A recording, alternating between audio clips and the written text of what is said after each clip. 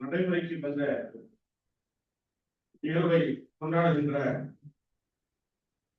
இந்த நிகழ்ச்சி இப்பொழுது துவங்குகிறது. இந்த நிகழ்ச்சிக்கு தலைமையேற்று நடத்தி தருமாறு சட்ட சங்கத்தினுடைய தலைவர், மக்கள் செல்வாக்கும் லட்சுமியினுடைய கடைக்கும் பார்வையும் வைத்திருக்கின்ற செல்வராஜ் அவர்களை தலைமையேற்று நடத்தி தருமாறு வேண்டுகிறேன்.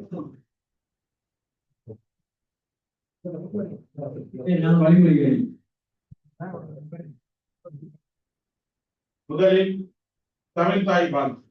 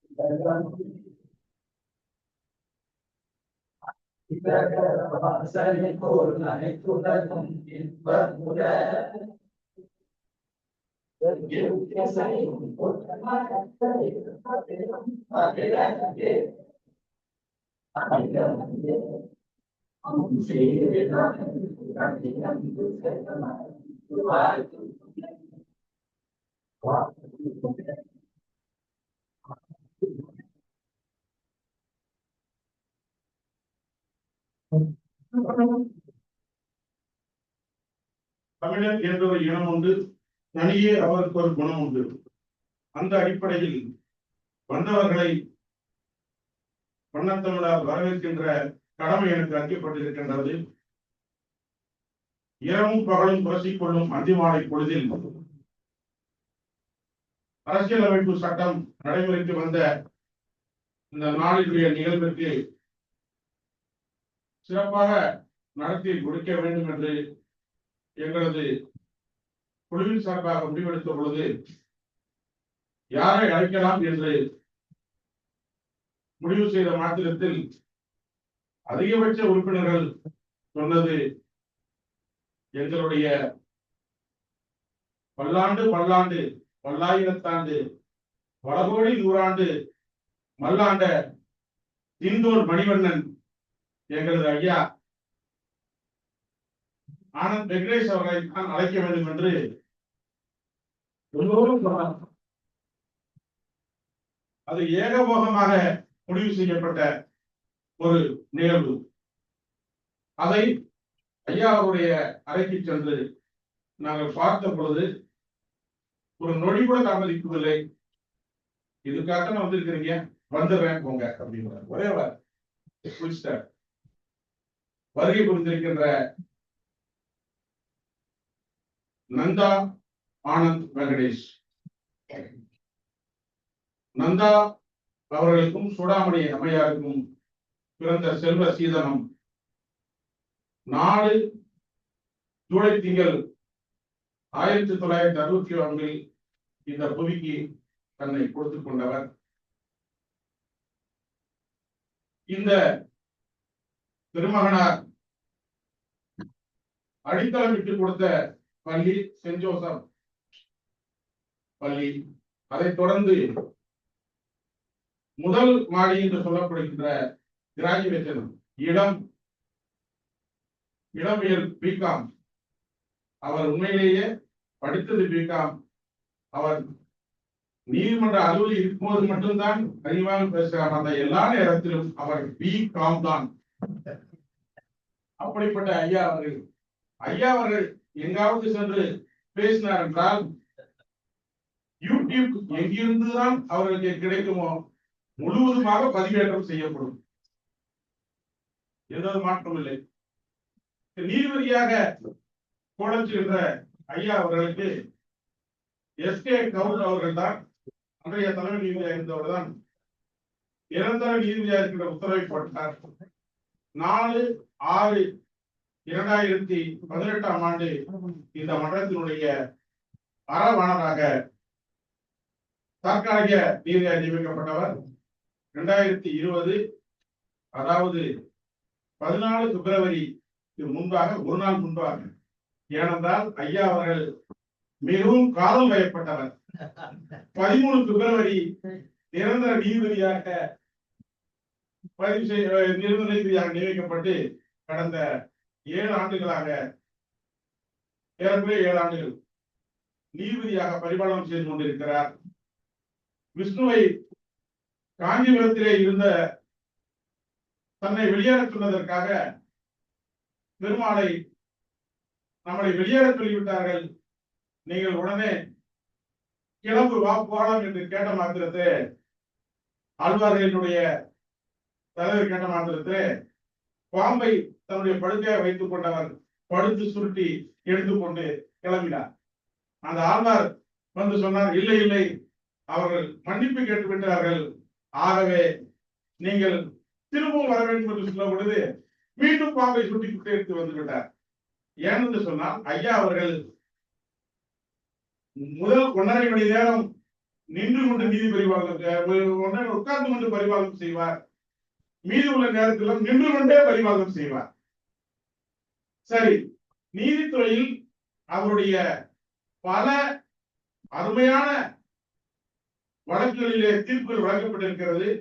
அதிகம் சொல்லிக் கொண்டே போனால் அது சரியாக இருக்காது. ஒரே ஒரு தீர்ப்பு தான் எல்ஜிபிடி என்று சொல்லப்படுகின்ற தீர்ப்பில் நமது கமிஷனர் ஆஃப் போலீஸ் என்கிற வழக்கிலே அதிகபட்சமாக ஒரு 3ஆம் தரப்பினருக்கு என்னெல்லாம் இருக்க வேண்டும் என்பதற்காக நானே ஒரு பெண்ணாக இருந்தால் எப்படி அதை ஏற்படுத்த முடியும் என்பதற்காக அதற்காக தன்னை பயிற்சி மருத்துவர்கள் சென்று பயிற்சி எடுத்துக் கொண்டவர் தான் ஐயா. அப்படிப்பட்ட சிறந்த டிவிசி கேஸ்ல இது மெரிட்ல வந்தது. இது ஸ்ரீலா அல்லது கிரிமினலா என்று முடிவு பண்ணுவதற்கு ஐயா அவர்களுடைய 45 பக்க ஜட்ஜ்மெண்ட், அந்த ஜட்ஜ்மெண்ட் நான் முழுசா படித்தேன். அதுல லண்டன் பிரிவி கவுன்சில் இருந்து தொடங்கி இன்றைய வரைக்கும் இருக்கின்ற அனைத்தையும் எந்த சுப்ரீம் கோர்ட் வரைக்கும் அந்த கேஸ் நடந்தது.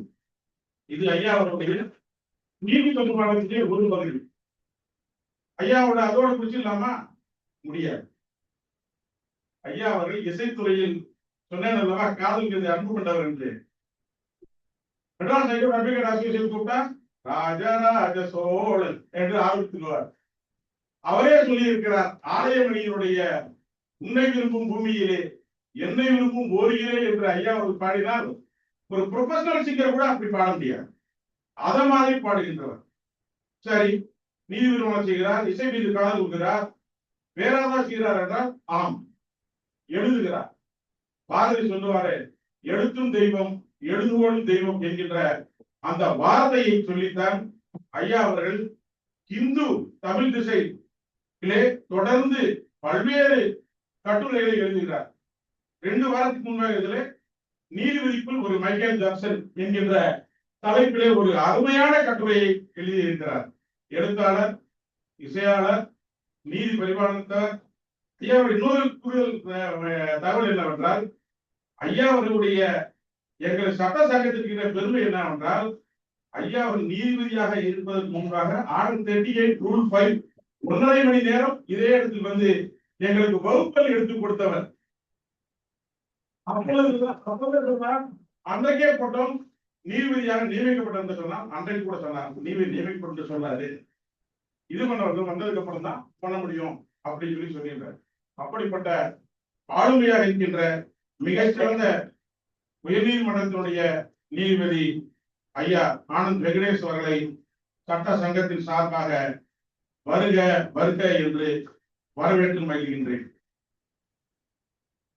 இந்த நிகழ்ச்சியை தலைமையேற்று நடத்தி கொண்டிருக்கின்ற எங்களது சட்ட சங்கத்தினுடைய தலைவர் செல்வராஜ், சட்ட சங்கத்தினுடைய செயலாளர் அன்பிற்குரிய தம்பி செல்வம், இணை செயலர் பாலாஜி, பொருளாளர் திவாகர், நாளைய தலைமையில் உருவாக்குகின்ற நூலகத்தினுடைய பொறுப்பாளராக நூலகர் காசி விஸ்வநாதன், எங்களுடைய செயற்குழு உறுப்பினர்கள் உகரம் தொடங்கிய A Ganesan, Poovannan, Pranavakumar, E Dhanapal, P Kavitha, S Ramachandran, S Vincent, S Senthamizh Selvi, P Shanmugasundaram, P N Kamalakannan, Punitha உள்ளிட்ட செயற்குழு உறுப்பினர்களே, நிகழ்ச்சியிலே எப்பொழுதும் 5:30 மணி வரை நான் இருக்கையை விட்டு இறங்கவே மாட்டேன் என்று எப்பொழுதும் தொடர்ந்து எப்படித்தான் அவருக்கு அவ்வளவு எனர்ஜி கிடைக்குதுன்னே தெரியல. முருகப்பெருமான் போல சுற்றி வருகின்ற எங்களது பிஜே ஐயா அவர்கள், கார்த்திகேயன் அவர்களையும், பேர்தான் சிறு வழக்கு நீதிமன்றம், ஆனால் பெரிய பெரிய வழக்குகளை நடத்தி கொண்டிருக்கின்ற சீஃப் ஜட்ஜ் ஸ்மால் காஸ் அவர்களும், அவர்களுக்கு உறுதுணையாக வந்திருக்கின்ற விசாரணை நீதிமன்றத்தினுடைய முன்னில் அமர்ந்திருக்கின்ற அனைத்து அரவாணர்களே, வருகை புரிந்திருக்கின்ற ஸ்மால் காசஸ் கோர்ட்டினுடைய பதிவாளர் அவர்களே மற்றும் ஜுடிஷியல் கோர்ட்டினுடைய பதிவாளர் அவர்களே, நீங்கள் இல்லாவிட்டால் யாருக்காக இந்த நிகழ்ச்சி? வருகை புரிந்திருக்கின்ற வழக்குகளிலெல்லாம் பாதை சுடி வருகின்ற வழக்கறிஞர் பெருமக்களே, மூத்த வழக்கறிஞர்களே, வருகை தந்திருக்கின்ற இன்னபிற அன்பு தோழர்களே, அனைவருக்கும் சட்ட சங்கத்தின் சார்பாக வாழ்த்துக்களையும் பாராட்டுகளையும் தெரிவித்ததோடு உங்கள் அனைவரையும் வருக வருக, நீங்கள் இல்லாமல் எதுவும் நடக்கப் போவதில்லை. சட்ட சங்கம் உங்களுக்கானது, நமக்கானது. அதை சிறப்பிக்க வந்திருக்கின்ற அனைவரையும் சங்கத்தின் சார்பாக வருக வருக என்று வரவேற்று மகிழ்கின்றேன். இப்பொழுது சட்ட நாளுடைய உறுதிமொழியை என்னுடைய தலைவர் செல்வராஜ் அவர்கள் வாசிக்க நாம் அனைவரும் உறுதியேற்றுக் கொள்வோம்.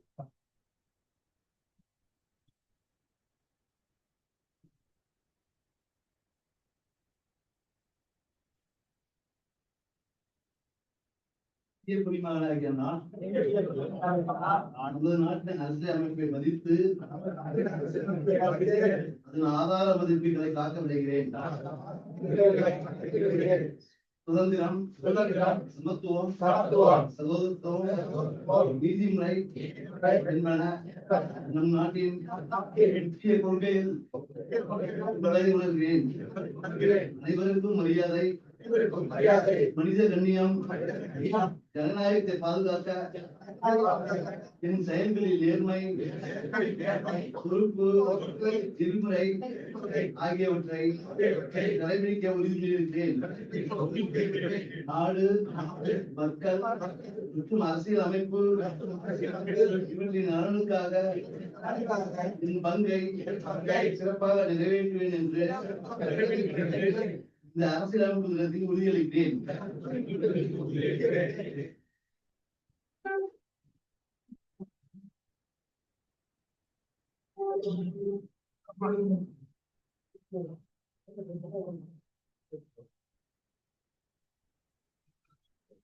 வருகை புரிந்திருக்கின்ற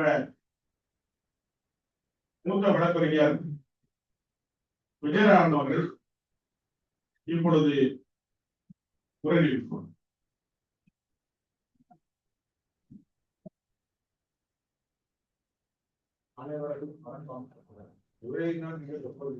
Just want to give an introduction to what Justice Anand Vinkel. Ideally left to me, I'll call him Anand. Anyway, Justice Anand Vinkel, I will give respect and therefore let it be to me. The Constituent Assembly 26/11/1949, the Constitution was adopted. So the more important day was not 26/11, but 25/11/1949. அது என்னன்னா இன்னைக்குதான் grammar of அனார்கி அப்படின்னு Ambedkar gave a brilliant speech. Even today India is recalling that speech. இந்த ஸ்பீச்ல கடைசியா அவர் சொன்னது நான் மறக்கவே முடியாது. என்ன சொன்னார்னா, we have given a constitution after 2 years 11 days 11 months and 18 days. December 9th 1946 ல ஆரம்பிச்சு 26/11/1949 initially 389 members இருந்தாங்க. அதுக்கப்புறம் you all know that பாக பிரிவினை ஏற்பட்டது இந்தியாவுக்கும் பாகிஸ்தானுக்கும். therefore 90 members went away. It became 289 members. அதுல 15 were the lady members who were formed part of the Constituent Assembly. In all, they discussed and debated in 11 sessions for 545 hours. Now, 1 hour ke கஷ்டப்பட்டு இவ்வளவு பேர் கூட வைக்கிறோம். I had to struggle to make this all fill up. See, 545 hours they spent. நான் அந்த Constituent Assembly பத்தி ஒரு book எழுதிச்சே, what happened, Justice, I will name her, nothing wrong with that. Justice B.D. Nagaratna, Supreme Court judge, அவங்களுக்குலாம் அமிச்சேன். I believe she brought அந்த particular paragraph எப்படி ஆரம்பிச்சதுன்னா, on the day on which Supreme Court was formed, Supreme Court provide பண்றதுக்கு Constitutionல the provision was taken up. அன்னைக்கு they started off 45 minutes late. அப்போ the Rajendra Prasad, the chairman of the wing, he said, if we are going to assemble 45 minutes late, we are committing sacrilege and blasphemy. இந்திய மக்கள் கொடுத்த காசை வச்சு we are all assembling to form the constitution. We are assembling 45 minutes too late. Who will pay for it? From tomorrow onward, nobody should come late. One of the Supreme Court judges called and asked me, have you pointed out to us? I have no difficulty about Justice Anand Venkatesh because it comes at 10:25. So no issues. The judge asked me, have you reminded the Supreme Court judges they should sit at 10:30 and sit till 4 o'clock? Is that? No, I said it is the day of which Supreme Court. Appudo on the Constituent Assembly la avlo mariyada koduthu they all assembled. How many people know this fact? B.R. Ambedkar avaroda சொந்த மாநிலமான Maharashtra did not appoint him as a member. You know who appointed him as a member? West Bengal. அதுவும் எதுக்கு? Scheduled caste and scheduled tribes. அப்போ ஹரிஜன்ஸ் என்ற வார்த்தை was prevalent. Therefore our member of போட்டாங்க. But who made him the chairman of the assembly? Everybody thinks it was Mahatma Gandhi. It was not him. It was Sardar Vallabhbhai Patel who recommended Ambedkar. Ambedkar என்ன பண்ணாரு தெரியுமா? He said, I am not qualified to be the chairman. Alladi Krishnasamy Iyer from Tamil Nadu, Indian Madras High Court. அவரை போடு. People refused.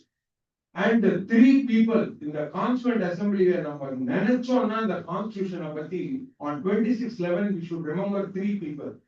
B.N. Rao, who was a consultant to the Constitution. V. Rama Rao, who was his brother. V. Shivaji Rao. இந்த B.N. Rao பத்தி முக்கியமா சொல்லணும். என்னன்னா he was an IAS. அப்ப Tamil Nadu you all should remember.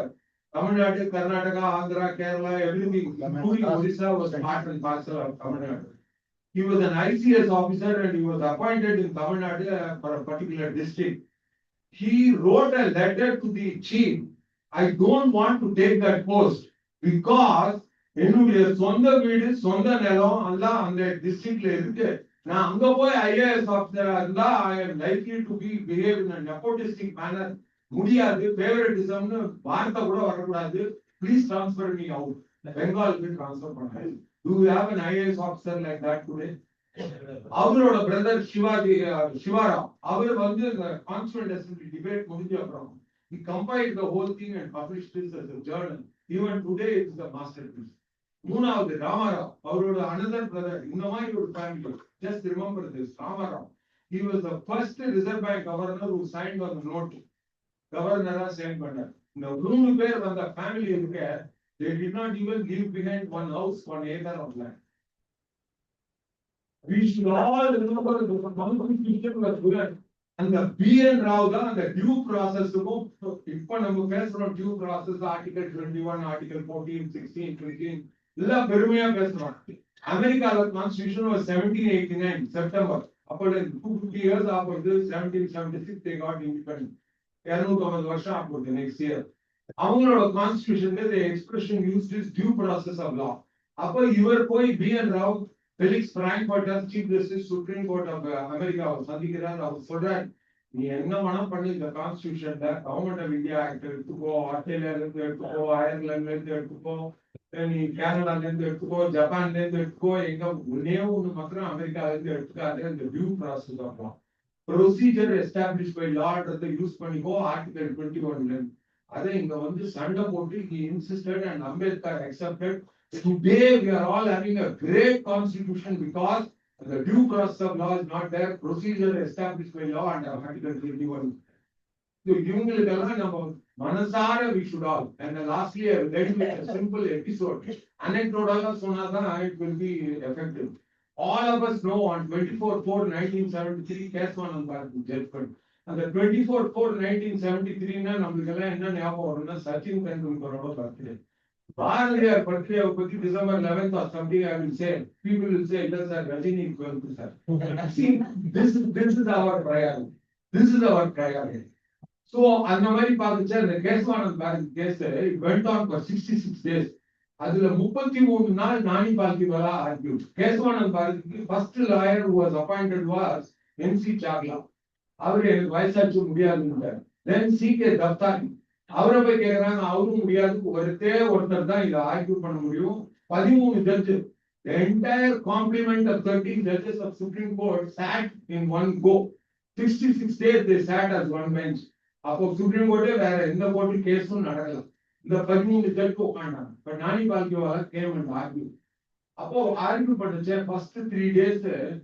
இந்த ஆனந்த் வெங்கடேஷ் கேட்கற மாதிரி தான் எழுந்தோடனே கேள்விதான் கேட்க ஆரம்பிச்சுருவாரு. Because you would have read all the papers. அந்த மாதிரி அந்த 13 ஜட்ஜும் they started asking questions one by one. Palkhivala could not project what he wanted to say. அவர் என்ன சொல்ல நினைச்சாரோ, what he wanted to lay as a base முடியல.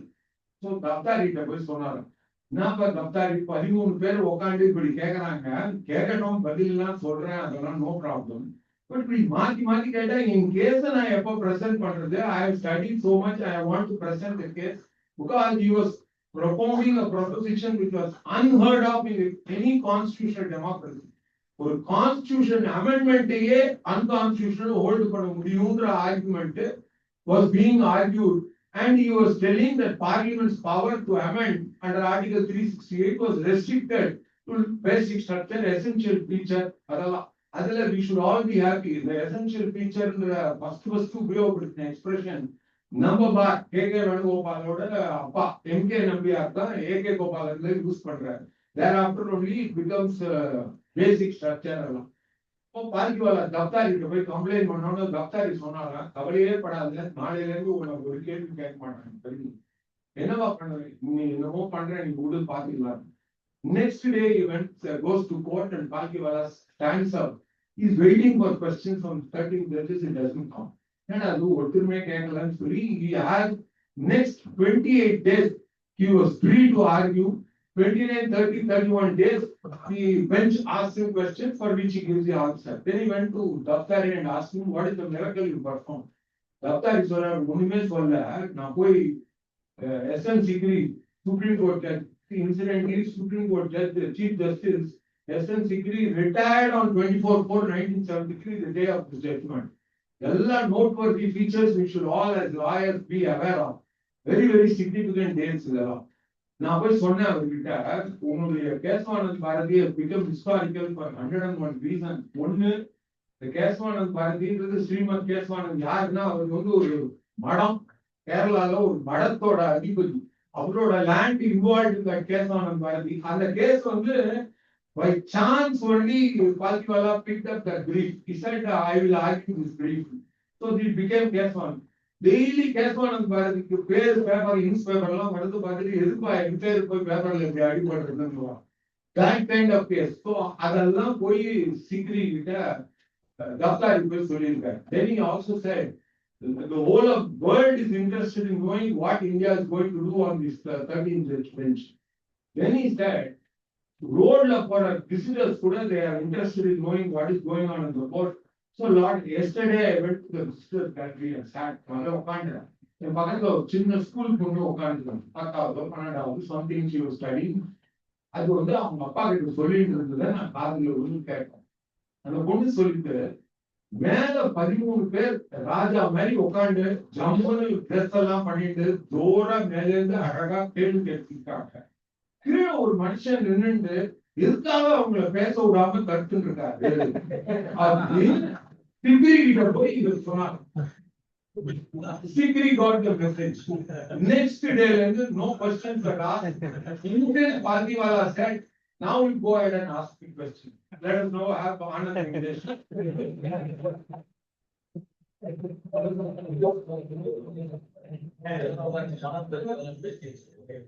சில நிகழ்வுகளை பதிவு செய்து வைப்பதுதான் மிக சிறப்பு. அந்த வகையில் பதவியில் இருந்திருக்கின்ற சிறப்பு விருந்தினர் மேன்மைக்குரிய மாண்புமிகு நீதிபதி அவர்களுக்கு இப்பொழுது தலைவர் பேராளர் உள்ளிட்டவர்கள் புத்தகங்களை பரிசீலித்து நினைவு பரிசீலிக்கிறார்.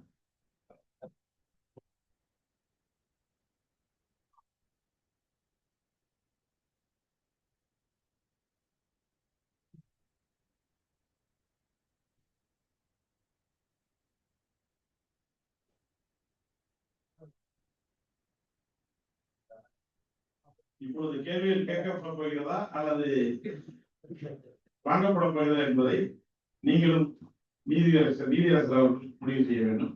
ஐயாவுடைய வருக உங்கள் அருமையான உரையை தருங்க.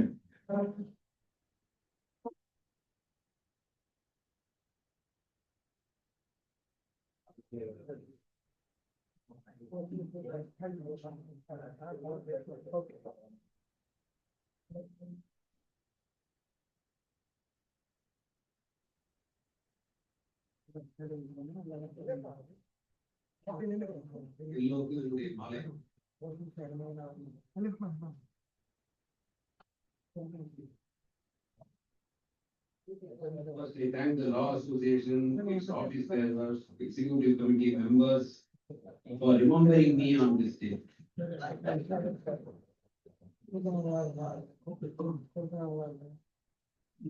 Also thank the official officers of India. Multilingual better. ஏன்னா என்னுடைய புலமையெல்லாம் காமிக்கிறதுக்கு வரல.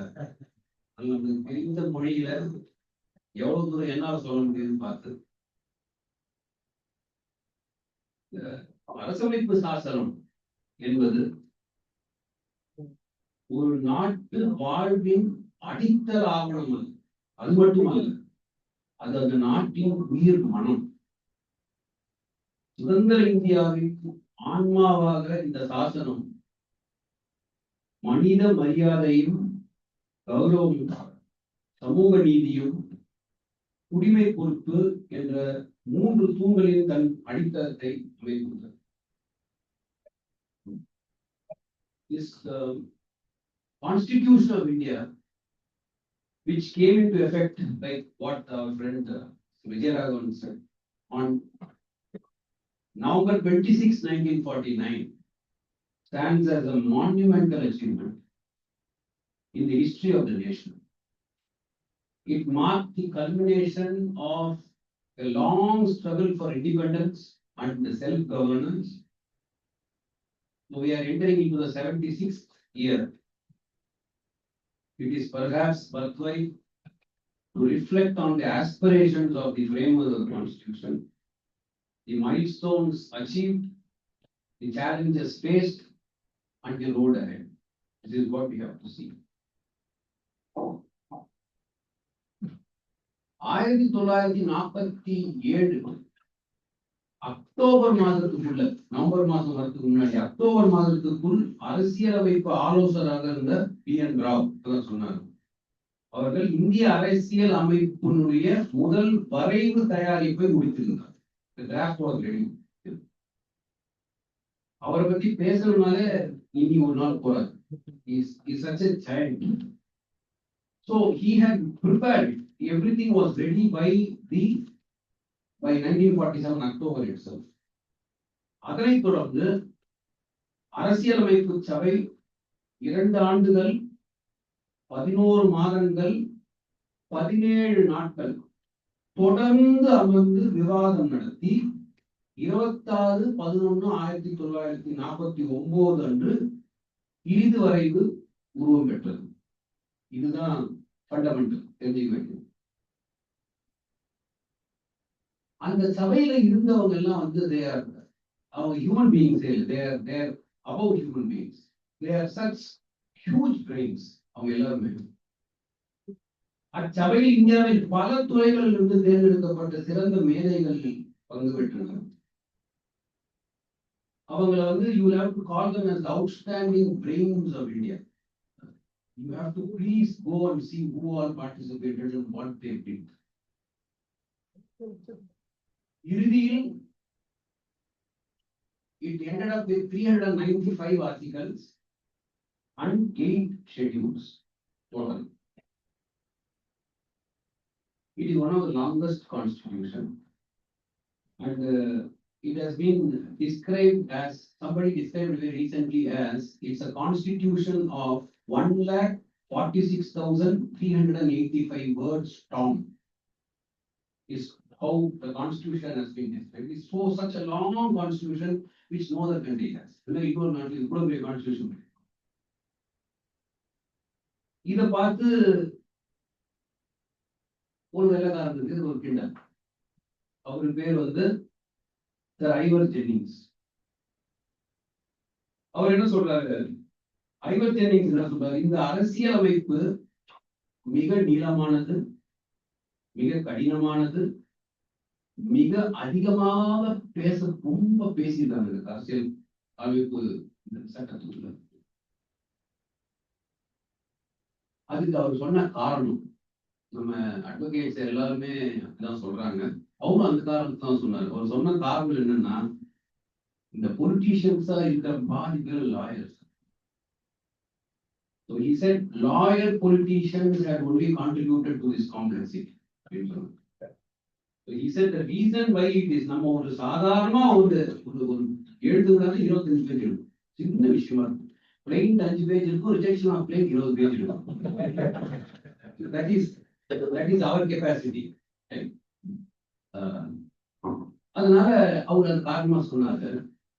அதுக்கு அண்ணல் அம்பேத்கர் என்ன சொல்றாருன்னு சொல்றதுக்கு முன்னாடி இப்படி ஒரு கிண்டல் அடிச்ச அந்த ஐவர் ஜென்னிங்ஸ் என்ன பண்ணாருன்னா, he was interested with the task of drafting the constitution for Sri Lanka. சிலோனுக்கு அவர் எழுதினார். That constitution lasted only for 14 years. 14 வருடங்கள் தான் அந்த கான்ஸ்டிடியூஷன் எலெக்ஷன் இருக்கும். அம்பேத்கர் என்ன சொன்னார்னா, அதை பத்தி கமெண்ட் வந்து, ஏன் இவ்வளவு பெரிய கான்ஸ்டிடியூஷன், இது 395 ஆர்டிகல், இவ்வளவு பெருசா புக் வச்சிருக்கீங்க, கான்ஸ்டிடியூஷன் இவ்வளவு இருக்கணும், கொஞ்சம் தான் உரிமைகள் என்ன கடமைகள் என்ன, இதோட ஏன் இவ்வளவு பெரிய கான்ஸ்டிடியூஷன் சொல்லும்போது அம்பேத்கர் ரொம்ப கன்வின்சிங்கா ஒரு ஆன்சர் சொன்னார். அவர் என்ன சொன்னார்னா,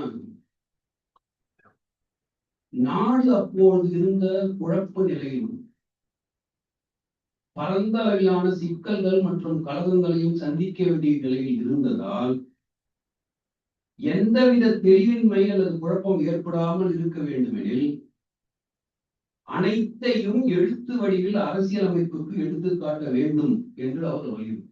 He said, let everything be put on paper, let everything be written on paper, so that அப்ப இருந்த சூழல் உங்களுக்கு தெரியும். Partition, confusion, the white men just dropped us and looted everything and went away from this country. We were suffering. இவ்வளவு குழப்பத்துக்கு நடுவுல அவர் என்ன சொன்னார்னா, எதுவாக இருந்தாலும் let us put everything into writing and let it be a long constitution. He justified a long constitution. பெரிய constitution இருக்கிறது நல்லதுன்னு சொன்னார். எவ்வளவு ஃபோர்சைட் இருந்திருப்பார், தான் முக்கியம். அவருடைய ஃபோர்சைட் ரொம்ப முக்கியம். 76வது வருஷம் வந்து சொல்லிட்டு அவ்வளவு பெரிய கான்ஸ்டிடியூஷன் இருந்து பின்னர் அடிச்ச ஆளு எழுதின கான்ஸ்டிடியூஷன் 14 வருஷம் கூட நிக்க முடியல இல்லையா? So that foresight. So what he said was, இவ்வளவு பெரிய கான்ஸ்டிடியூஷன் இருக்கிறது நல்லது, so that we get all answers from that constitution itself. And நம்மளுக்கு அதுக்கு முன்னாடி we didn't have any history of having a constitution. நம்ம வந்து ஒரு 1000 வருடங்களுக்கு அங்கேயும் ஆளப்பட்டு கடைசியா விட்டுட்டு போகும்போது we had no background at all. நம்மளுக்கு பின்னாடி எதுவுமே நம்மளுக்கு எந்த ஒரு எக்ஸ்பீரியன்ஸ் இல்ல. let us put everything to right here அப்படின்னு சொல்லிட்டு அந்த கான்ஸ்டிடியூஷன் உருவாக்குறதுக்கு, அந்த அரசியலமைப்பை உருவாக்குறதுக்கு நம்ம most of it we took it from Government of India Act 1935. And the studies were also made to the written constitutions of US, also Ireland, Canada, Japan, Germany, எல்லாத்துக்கிட்டேயும் இருக்குது நம்ம வாங்கிட்டு.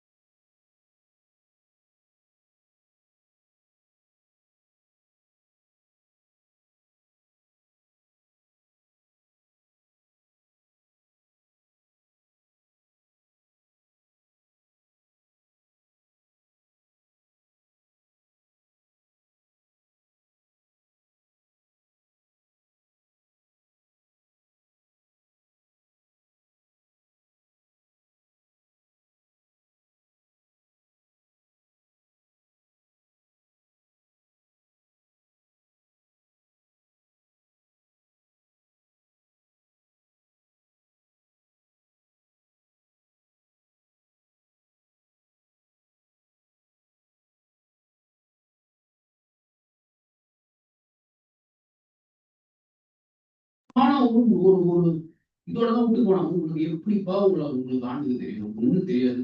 எங்க வேலை முடிஞ்சது, நாங்க அடிச்சது போறது போயாச்சு. சோ அந்த டைம்ல இருந்த பெரிய சேலஞ்ச் என்னன்னா, இந்தியா அப்படின்ற ஒரு நாடே எவ்வளவு வருஷம் இருக்கும்? ஏன்னா அப்பதான் பெரிய சண்டை. பாகப்பிரிவினை பத்தி சொன்னார். பெரிய தகராறு ரெட் கிளிஃப்னு ஒருத்தர் தான் போட்டார் அந்த பாடல். அந்த ரெட் கிளிஃப்னுடைய கதையை கேட்டீங்கன்னா ரொம்ப அதிசயமா இருக்கும். அந்த ரெட் கிளிஃப்ன்றது என்ன ஏது ஒண்ணுமே தெரியாது. அவருக்கு ஒரு பர்டிகுலர் 3 மாசமா டைம் கொடுத்தாங்க. டைம் கொடுத்து அவர்கிட்ட சொன்னாங்க, பிரிக்கணும்னா நீ ஆளை வச்சு பிரின்னு சொல்லி அவங்க கரெக்டா நினைச்ச மாதிரிலாம் லைன் போட்டாங்க. எவ்வளவு மோசம்னா, பஞ்சாப்ல இந்த நாள் வரைக்கும் பஞ்சாப்ல நிறைய அவங்களுடைய முன்னோர்களுடைய இடங்கள் எல்லாம் அந்த பக்கம் பாகிஸ்தான் இருக்காங்க. இதுல ரொம்ப பாதிக்கப்பட்டவங்க தான் இந்த பார்ட்டிஷன் வந்த போது. அதனால ஏனோ தானோ நடந்த ஒரு பார்ட்டிஷன். பின்னாடி பாலிடிக்ஸ் இருந்தாலும்னாலே கூட the way in which they drew the border, the way in which they determined that place, the Red Cliff-ன்றவரை பத்தி போய் படிக்க போயிடணும். அவர் பாடி முடிச்சுட்டு அவர் கிளம்பி போயிட்டாரு. அவர் கிளம்பி போயிட்டு இந்த பார்ட்டிஷன் சண்டையில அந்த ரெட் கிளிஃப் கூட வேலை செஞ்சான் பாரு இந்தியன், அவனெல்லாம் வச்சான். நம்ம ஆள் மாதிரி இடிச்சா யாரையும் பார்க்கணும். பண்ணினது வெள்ளக்காரன் உதவாங்க. நம்ம உதைச்சாங்க கூப்பிட்டு, உங்களால அவனா பண்ணான். அவன் கூட அந்த இவ்வளவு வச்சு பண்ண விட்டு. சோ இப்படிப்பட்ட ஒரு டர்புலன்ட் டைம்ஸ், ரொம்ப கன்ஃபியூசிங் டைம். முதல் சேலஞ்சே அந்த டைம்ல இந்த நாடு இந்திய நாடா இருக்க முடியுமா, எவ்வளவு நாள் இருக்கும் அப்படின்றத பெரிய சேலஞ்ச் அந்த டைம். அதன் பிறகு கான்ஸ்டிடியூஷன் சர்வே ஆகுமா, கான்ஸ்டிடியூஷன் சர்வே ஆகுமா, நாடே சர்வே ஆகுமா முதல் கேள்வி. அந்த நாட்டுக்கான அரசியலமைப்பு சட்டம் எவ்வளவு வருஷம் எடுத்து செயல்படுத்த முடியும்ன்றது அடுத்த சேலஞ்சா இருக்கு. அதனால இதுல ஏன் இதை நான் ரொம்ப ரிமார்க்கபிள்னு சொல்றேன் அப்படின்னாக்கா, ஒரு ஸ்டடி ஒன்று பண்ணாங்க. அது சிகாகோ யூனிவர்சிட்டியில it's study conducted by Tom ஜின்ஸ்பர்க்னு ஒருத்தர் ஒரு ஸ்டடி கண்டக்ட் பண்ணாங்க. என்ன ஸ்டடி கண்டக்ட் பண்ணாங்க, எல்லா ரிட்டன் கான்ஸ்டிடியூஷன்ஸ் எங்கெங்கெல்லாம் எழுதப்பட்ட அரசியலமைப்பு சட்டம் இருக்கோ எவ்வளவு வருஷம் அது சர்வே ஆயிருக்கு அப்படின்னு ஒரு ரிசர்ச் பண்ணாங்க. They researched it and they found that on an average ஒரு கான்ஸ்டிடியூஷன் 17 வருஷம் தான் வாழும், 17 years, except the constitution about which our friend said, which is the United States. Correct, 250 years வரப்போகுது. So they found that the average life of a constitution, written constitution, is 17 years, and India has gone ahead with 76 years. 76 வருடங்கள் ஆயிடுச்சு. That's a magic. அதனாலதான் இந்த கான்ஸ்டிடியூஷனை பத்தி நம்ம தெரிஞ்சுக்கிறதும், இந்த கான்ஸ்டிடியூஷனை பத்தி பேசுறதும், இந்த அரசியலமைப்பு சட்டத்தை பத்தி அட்லீஸ்ட் 26ஆம் தேதி நவம்பராக பேசும். அதனாலதான் சொன்னேன், the survival of the country விட magic நடந்தது எதுன்னா, this constitution also survived. This constitution could have gone, there were many occasions which when it could have gone, emergency போயிருக்கும் the constitution, right? Yes, one of the பதிலும் சொன்னாங்க. So, the constitution has also survived along with this. So, that's a remarkable thing about which we must always be proud of. முதல்ல the constitution survey ஆனது பத்தி we have to be very. ஏன் சொல்றேன்னா,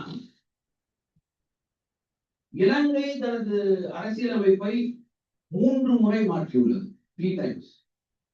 பாகிஸ்தான் 5 முறை மாற்றியுள்ளது. நேபாளம் 6 முறை மாற்றியுள்ளது. என்ன பொறுத்த வரைக்கும், this is what I think, what made this constitution survive னு சொன்னா, there are only 2 parts which made this constitution survive, which is part 3 and part 4. Part 3, as you all know, deals with fundamental rights, and part 4 deals with directive principles of state policy. அதற்கான இன்டர்பிரேஷனை கொடுத்த supreme court. Because as you all know, the Supreme Court is the final arbiter who tells what the constitution is under Article 145B of the constitution. So, it is the Supreme Court which actually has saved the constitution from being completely wiped off, which was very, very potential in 1973. Almost, and அன்னைக்கு அதற்காக எழுந்து நின்று argue பண்ணி இவர் சொன்ன பால்கிவாலா மற்றும் நிறைய பேர் பண்ணி இன்னைக்கு கான்ஸ்டிடியூஷனை பத்தி நம்ம இந்த நாள் நின்று பேசுறோம். இந்த கான்ஸ்டிடியூஷன் நம்ம கூட 25 வருடம் நம்ம கூட இருந்திருக்குன்னு சொன்னா இவர்களுடைய பங்களிப்பை நம்ம என்னைக்குமே மறந்துருக்கோம். ரொம்ப முக்கியமான விஷயம். ஒரு விஷயம் நம்ம ஞாபகம் வச்சுக்கணும், அதுக்கு நான் டாக்டர் அம்பேத்கருடைய வேர்ட்ஸை அப்படியே ரிப்பீட் பண்ணணும். ஏன்னா அது டிரான்ஸ்லேட் பண்றதுக்கோ இல்லை என்னுடைய வார்த்தைகளாலோ சொன்னா அதுக்கு அது எஃபெக்டிவ் இல்லை. டிராஃப்டிங் கமிட்டில டாக்டர் அம்பேத்கர் ஃபைனல் ரிப்ளை கொடுக்குறாரு டிபேட்டுக்கெல்லாம் அப்புறமா. Last reply he gives, that is when the constitution was adopted, he says, I feel, இது டெய்லி நம்ம பார்த்துட்டே இருக்கணும், I feel however good a constitution may be, it is sure to turn out bad because those who are called to work it happen to be a bad lot. However bad a constitution may be, it may turn out to be good if those who are called to work it happen to be a good lot. The working of the constitution does not depend wholly upon the nature of the constitution. It is therefore futile to pass any judgment upon the constitution without reference to the part which the people and their parties are likely to play. இது யார் கையில கொடுக்கப்பட்டிருக்கு, யார் அதை செயல்படுத்துறாங்கன்றதை வச்சுதான் இந்த அரசியலமைப்பு சட்டம் நல்லபடியா வேலை செய்யறான்னு சொல்ல முடியாது. எவ்வளவு உண்மையான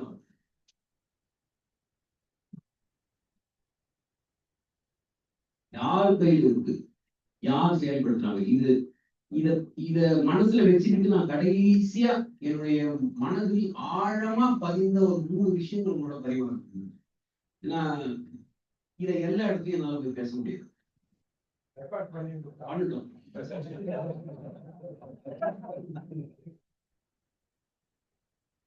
Learned professional learned members of the bar because my hope is that it is these advocates who were the reason at the time of when the country got the independence. It is again the advocates who were the reason behind the constitution. They had contributed a lot. Therefore, my anxiety is that it is these advocates before whom I have to come and tell as to where we are moving. நம்ம எதை நோக்கி போறோம்ன்றது ஏன்னா உங்களால இதை appreciate பண்ண முடியும். நீங்க தான் அப்ரிஷியேட் பண்ணணும். இதை நான் வேற வெளியில போய் எப்படி பேசினாலும்னாலே அதுக்கான நான் எதுக்காக இந்த வேதனோட பேசுறேன்னு தெரியாது. அதுக்கு என்ன வேணா ஒரு கற்பனை கொடுத்துக்கலாம். அதை நான் கடைசியா என்னன்றது சொல்ல வரேன். ஏன் இது வரேன்னா திரும்பி ஞாபகம் வச்சுக்கோங்க, கான்ஸ்டிடியூஷன் நல்ல கான்ஸ்டிடியூஷனா இல்லையான்றது வந்து கான்ஸ்டிடியூஷன்ல இல்ல, அதை செயல்படுத்துறவங்கள்ட்ட இருக்கு அப்படின்னு அம்பேத்கர் சொல்றார். அடுத்தது சொன்ன மாதிரி preamble portion constitution was crafted with a vision.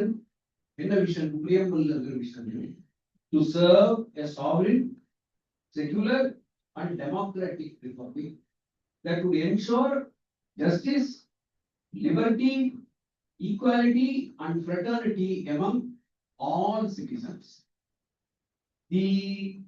இதெல்லாம் எங்க வந்தது? ஏன் இப்படி யோசிச்சாங்கன்னா, the framers of the constitution were deeply influenced by the ideals of freedom.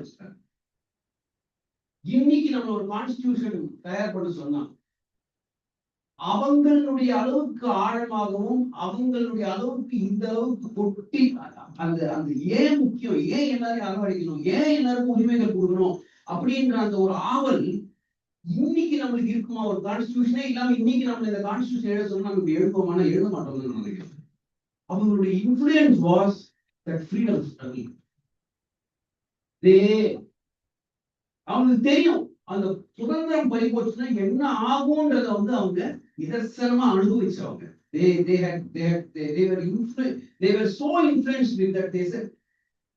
நம்ம மக்களுக்கு இந்த அரசியல் தரும்போது நம்ம பட்ட எந்த கஷ்டத்தையும் அவங்களுக்கு எல்லா உரிமைகளையும் கொடுக்கணும், அவங்களுக்கு எல்லாத்தையும் கொடுக்கணும். கொடுத்து அந்த மக்களுக்கு கான்ஸ்டிடியூஷன் கொடுத்தாங்க. We the people give it to ourselves. அதனால அந்த மக்களுக்கு கொடுக்கணும்ன்ற அந்த அவ்வளவு பெரிய பிராட் மைண்ட் இதை எடுத்துட்டு வந்து கொடுக்குறாங்க. திரும்பியும்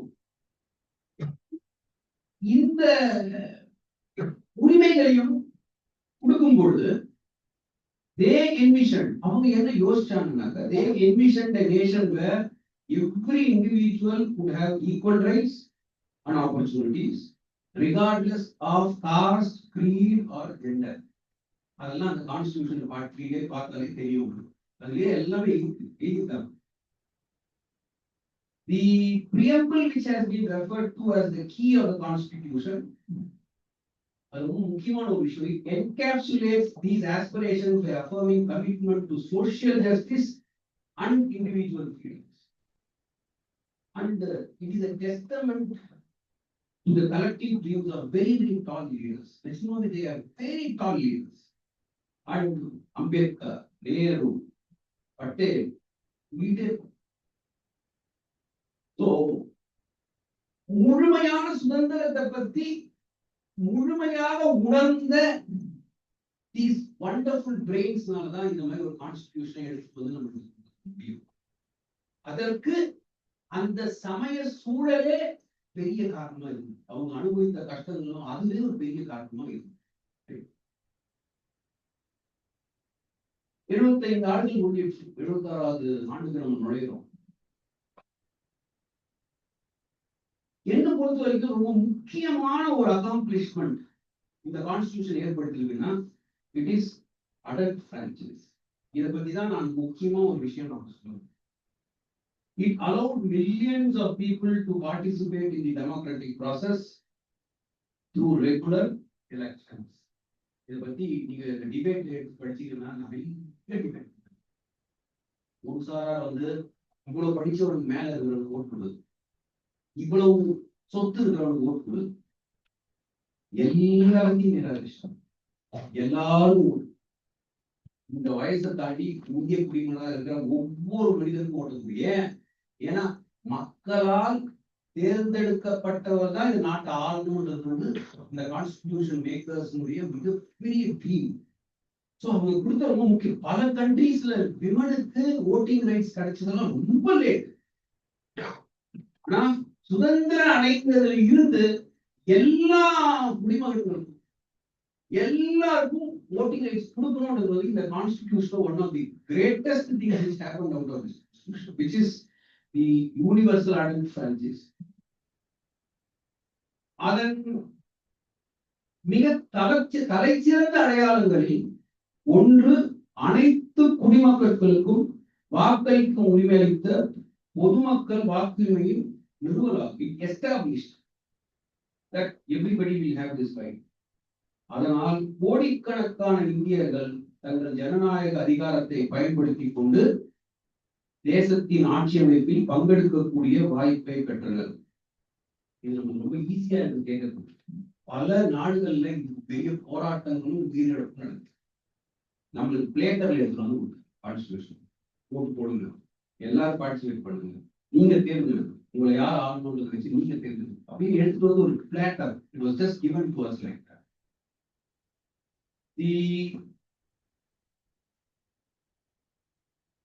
இது பேக்ரவுண்ட். இப்போ நான் சொல்ல வேண்டிய 3 விஷயத்த உங்க கூட பகிர்றேன்.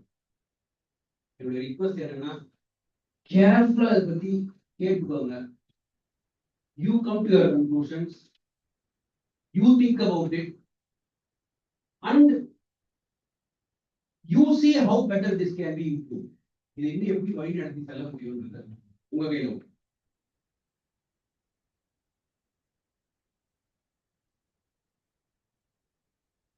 ஜனநாயகமே ஆகச் சிறந்த அரசாங்க முறை என்று பொதுவாக கருதப்படுகிறது. ஏனெனில் அதில் ஒவ்வொரு தனி மனிதனின் குரலுக்கும் மதிப்புண்டு, முடிவுகள் யாவும் கூட்டாகவும் ஆழ்ந்த சிந்தனையுடனும் எடுக்கப்படுகின்றன. ஆயினும் இந்த உன்னத கருத்தின் அடியில் ஒரு கவலை தரக்கூடிய நிதர்சனம் புதைந்துள்ளது. பொதுவாக நாம் ஒரு கொடூரமான சர்வாதிகாரமாக கருதும் ஜனநாயக ஆட்சிக்குள் மௌனமாக ஆகுகின்ற சூழல். அது திடீர் படையெடுப்பாக நிகழாமல்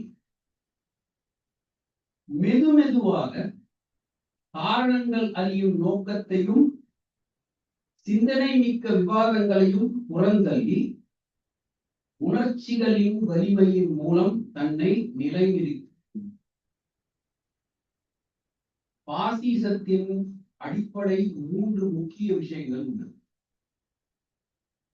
ஆதிக்கம் செலுத்தும் ஒரு தலைவர், அவரை பின்தொடரும் பெரிய ஜனக்கூட்டம், மற்றும் தர்க்க ரீதியில் அல்லாமல் உண்மைகளை மறுத்து நேரடி உணர்ச்சிகளை தூண்டும் பேச்சு.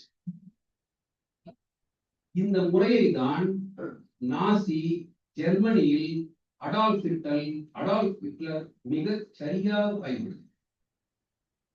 நீங்க பாத்தீங்கன்னா, நீங்க எவ்வளவு பேர் அந்த வீடியோஸ் எல்லாம் பாத்துட்டீங்கன்னு எனக்கு தெரியல. நம்ம நல்லா பேசலாம். I think he is one of the brilliant persons who knew how to manipulate people. கொஞ்சம் ஜெர்மனுடைய பேக்ரவுண்ட் யோசிச்சு பாருங்க.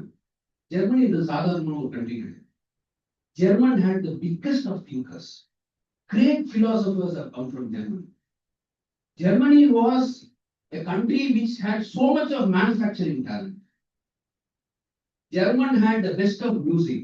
German had wealthy people. German ஆள் ஒரு சாதாரணமா படிக்காதவங்க அப்படிலாம் கிடையாது. This is the background of Germany. இது இந்த பேக்ரவுண்ட் ஞாபகம் வச்சுக்கோங்க. இந்தியாவுடைய பேக்ரவுண்ட் ஞாபகம் வச்சு இன்னும் கூட படிக்க கஷ்டப்படுற ஆளுகள் நிறைய பேர் இருக்காங்க, புரிஞ்சுக்கிறாங்க. இதுதான் ஜெர்மனியுடைய பேக்ரவுண்ட். இவர் என்ன பண்றாரு? he studies people. அவர் என்ன நினைக்கிறாரு? இவங்க கூட அர்த்தமா போய் பேசுறதுலாம் அர்த்தம் இல்லை. ஒரு பெரிய கூட்டம் இருக்கு, நம்ம எழுதுறதுக்கும் பேசுறதுக்குமான வித்தியாசம் இருக்கலாம். பேசும்பொழுது 10 விஷயங்கள் பேசி 8 ஒண்ணுமே இல்லாம 2 விஷயம் நல்லா பேசினா அந்த 2 விஷயம் மனசு நிற்கும். ஆனா எழுதும் பொழுது 10 விஷயங்கள் எழுதி 8 சரியா இருந்து 2 சரியா இல்லைனாலும் அந்த 2 சரியா இல்லாத மனசு நிற்கும். ஏன்னா பேசும் பொழுது உங்க அத்தனை பேர்கிட்டயும் ஒரு ஆள் நின்று பேசுறாரு. அதனால யார் யாருக்கு எப்படி ரீச் ஆகுதுன்னு தெரியாது. ஆனா படிக்கும் பொழுது அது உங்களுக்கும் அதை படைத்தவனுக்கான பர்சனல் ரிலேஷன்ஷிப். படிக்கும்பொழுது கூட்டமா படிக்கிறீங்க, படிக்கும்போது ஒரு இடமா உட்காந்து. சோ நம்மளுக்கும் அந்த புத்தகத்துக்கும் அந்த புத்தகத்தில் எழுதப்பட்டிருப்பதற்குமான ஒரு பர்சனல் லிங்க் கொண்டு வரும். அதனால அவர் யோசிச்சது என்னன்னா, இவங்கெல்லாம் எழுதி அப்படி பண்ணுங்க, இவங்க மாத்தணும்னா பேசணும். அடுத்தது நான் யாரையும் சொல்லல,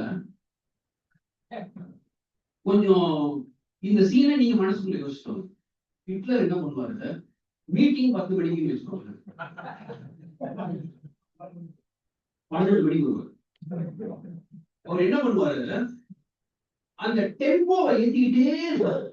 அந்த 10ல இருந்து 12 வரைக்கும் he will make people hysteric. நீங்க please look at that video. அந்த வீடியோஸ் பாருங்க, he will make them hysteric. ஏதோ பெருசா நடக்கும்போது அப்படியே மக்கள் குழுவி நிற்பாங்க, அப்படியே நிற்பாங்க மக்கள். அவர் 12 மணிக்கு ஒருவர் வரும்பொழுது திரும்பியும் கூட இருக்கிற ஆளுங்கலாம் ஹிட்லர் கத்துவோம். நிக்கிற ஆள் என்ன பண்ணுவாரு, அவர் மேல அப்படி லைட் அடிப்பான், அப்படி தர நிப்பாரு ஆளு. நீங்க பாருங்க, நீங்க தயவு செய்து வீடியோ இன்னொரு எடுத்து பாருங்க. ஹிட்லருக்கு சாதாரணமா பேசுறது ஓல் கத்துவார் பாத்துக்கீங்களா? அவருடைய பேச்சு எப்படி இருக்குன்னா, முதல் உலக யுத்தத்தில் நாம் தோற்றதற்கு காரணம் யார்? பூதர்கள் கத்துவார். அவர் குரூப் ஃபர்ஸ்ட் கத்துவோம். அந்த குரூப் பார்த்து அத்தனை குரூப் கத்துவோம். நாம் வீழ்ச்சி அடைந்ததற்கு காரணம் யார் அப்படின்னு கேட்டா, ஜூஸ் கத்துவோம். இப்படிதான் இருக்கும் அவருடைய ஸ்பீச். இது பேர் ஸ்பீச். இப்படிதான் அவர் பேசுவார். இன்ஃபேக்ட் எனக்கு தெரிஞ்சு, என்னுடைய சின்ன அறிவு, ஹிட்லர் வந்ததுக்கு அப்புறம் தான் ஒரு மேடையில ஒரு தலைவர் எப்படி பேசணும்ன்ற ஃபார்முலாவே ஏற்படுத்துச்சு. நீங்க ஹிட்லரை க்ளோஸா பாத்தீங்கன்னா கையா சேர்க்கிறது, கத்துறது, இப்படி பாக்குறது நீங்க பாருங்க. அதுக்கப்புறம் வந்து நிறைய நம்ம சிரிக்கிறோம். அத அந்த மக்கள் ஒண்டி எடுக்கல. He influenced the entire world. Look at how big leaders address a gathering. Like a boxer they address. Katti, Arbor, so Hitler as a leader, people around him, and he will never talk sense. He will keep on provoking. He will continuously provoke. And at one stage, people in Germany thought that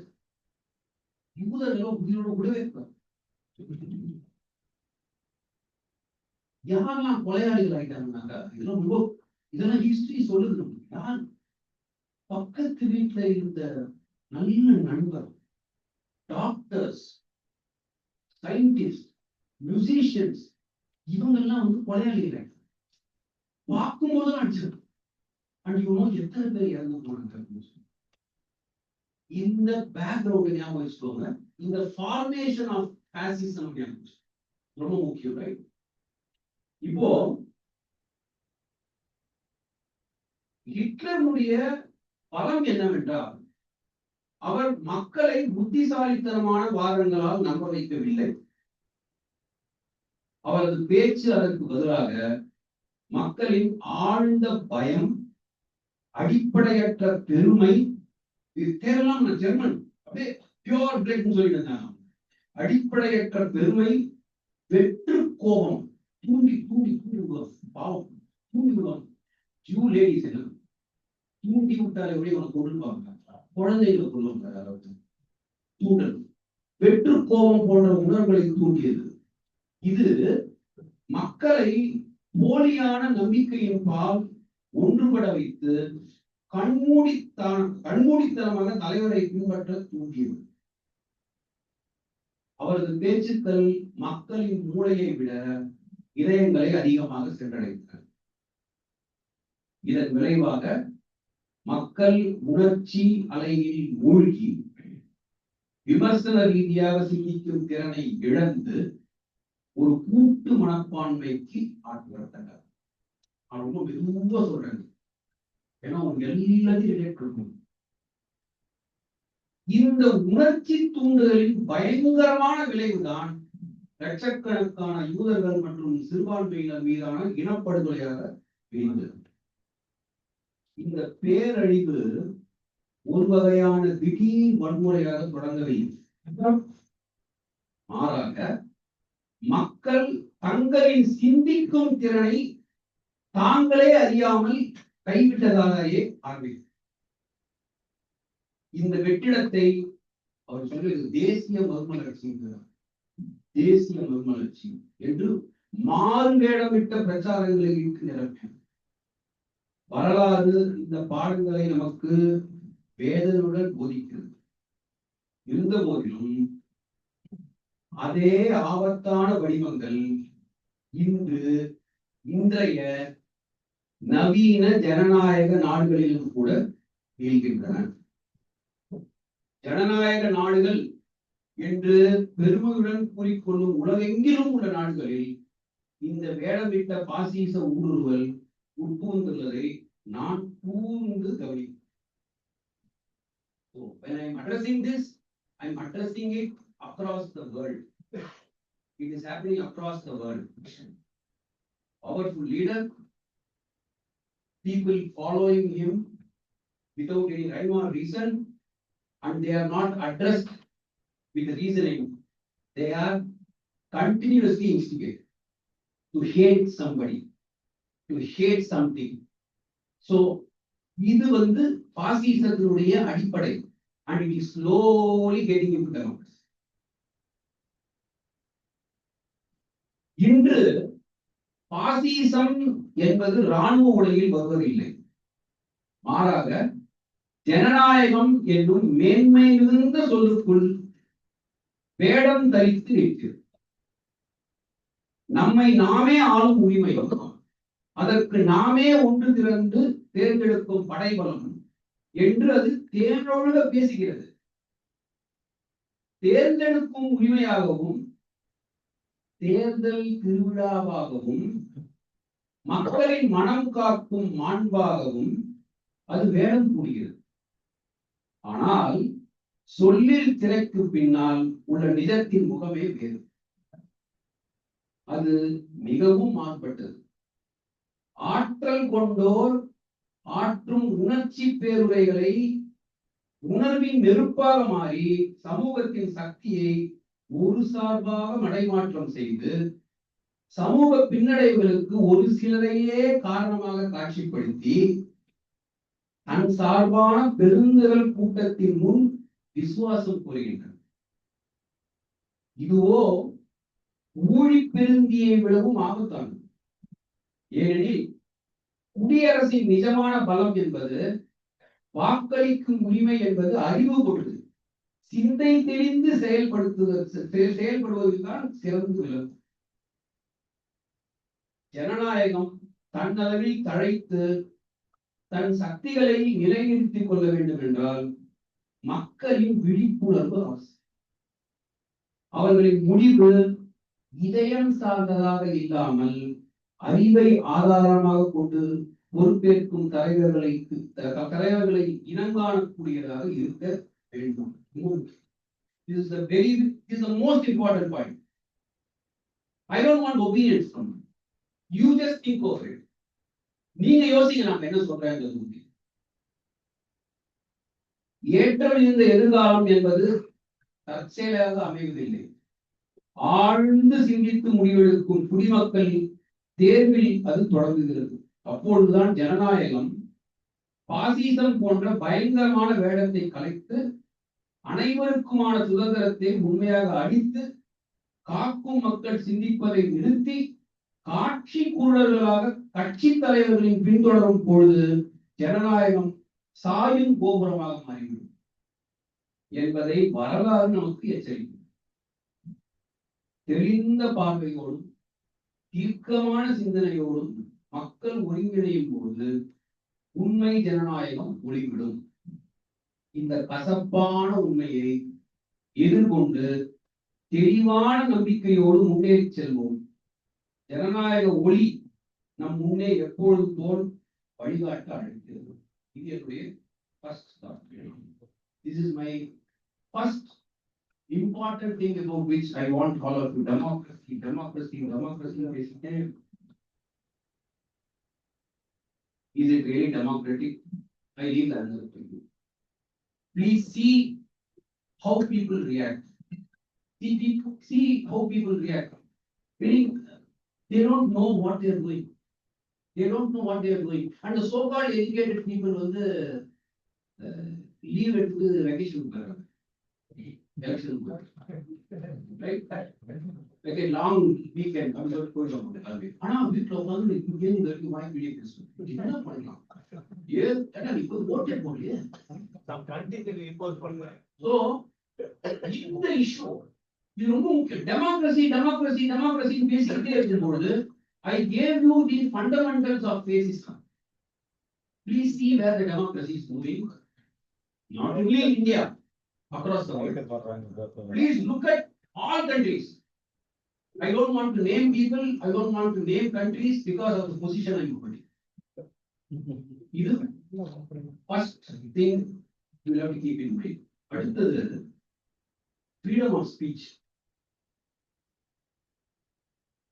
Freedom of speech என்றது வந்து எப்படி இருக்குன்னாக்க இன்னைக்கு கேலி கூத்தா. ஏன் கேலி கூத்தா இருக்குன்னா நடுநிலை சார்பு நிலைன்னு ரெண்டு இருக்கு. நடுநிலை சார்பு நிலைனா ஒரு இயக்கத்தை சேர்ந்தவன், ஒரு கொள்கையை கடைபிடிப்பவன், ஒரு நிறுவனத்தை சேர்ந்தவன், இதை சார்ந்து இருப்பவர்கள் அந்த கொள்கைக்காகவும் அந்த நிறுவனத்துக்காகவும் எதுவாக இருந்தாலும் சப்போர்ட் பண்ணுவாங்க.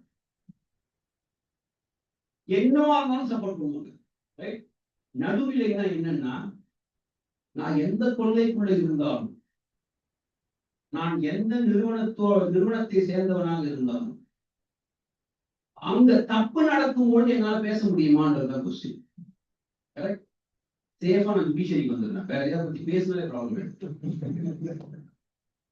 ஜுடிஷியரியில நம்ம எல்லாரும் we belong to the judiciary family of correct.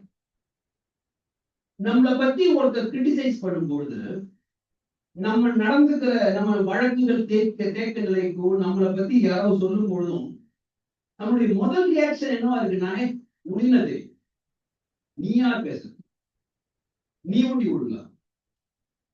இது பேர் வந்து சார்பு நிலை. You support what you think is. உங்களை பொறுத்தவரைக்கும் ஜுடிஷியரி தான் எல்லாம். நீ என்ன எதுவுமே பேச முடியாது. ரைட்? இந்த ஃபார்முலாவை நீங்க எல்லாத்துக்கும் போடணும். கட்சி, கொள்கை, அதை சேர்ந்தவங்கள்ட்ட எல்லாம் போட்டுக்கிட்டே வர மாட்டீங்க. ரைட்? ஸோ இது வந்து என்ன ஆகுதுன்னாக்கா, in the name of freedom of speech, you are actually not exercising a freedom. You are continuously supporting something which you think is right. You are continuously supporting some party which you think is the best party. You are continuously supporting a system which you think is the best system. You are continuously supporting a religion which you think is the best religion. இது நீங்க எதுல வேணா போடலாம். ரிலிஜன்ல போடலாம், காஸ்ட்ல போடலாம், கொள்கைகள்ல போடலாம், கட்சிகள்ல போடலாம், எதுல வேணா போடலாம். அதனால இன்னைக்கு சமுதாயம் எதை நோக்கி ரொம்ப வேகமா போயிட்டு இருக்குன்னா, ஒண்ணு நான் ரைட்ல இருப்பேன், இல்ல லெஃப்ட்ல இருப்பேன். நான் ரெண்டு எக்ஸ்ட்ரீம்ல தான். இந்த ரெண்டு எக்ஸ்ட்ரீம்ல இருக்கிறவங்க பண்றது என்னன்னா, இவங்களுடைய நியூட்ரல் ஸ்பீச் ரொம்ப கமர்ஷியல் நியூட்ரல் ஸ்பீச். இப்ப ரைட்லயோ லெஃப்ட்லயோ இருக்கிற அதை சார்ந்த ஒவ்வொரு தப்பு பண்ணாம, ரைட்ல இருக்கிற தப்பு பண்றாங்க. ரைட்ல இருக்கிற யாருமே பாய சொல்ல முடியும். ஆனா லெஃப்ட்ல இருக்கிற ஆள் என்ன பண்ணுவான், இத போல ஒரு குடும்பம் உண்டான்னு பேசுவோம். லெஃப்ட்ல இருக்கிறவங்க எல்லாம் பேசுவாங்க. அது எவ்வளவு பெரிய தப்பா இருந்தாலும் சார், ரைட்ல இருக்கிறவங்க சொல்லுவாங்க என்ன அநியாயம். இதுதான் இவங்களை பொறுத்த வரைக்கும் ஃப்ரீடம் ஆஃப் ஸ்பீச். இவங்களை பொறுத்த வரைக்குமான நடுநிலை. நான் ரொம்ப ரொம்ப பகிரங்கமா கேட்கிறேன். இது மாதிரியான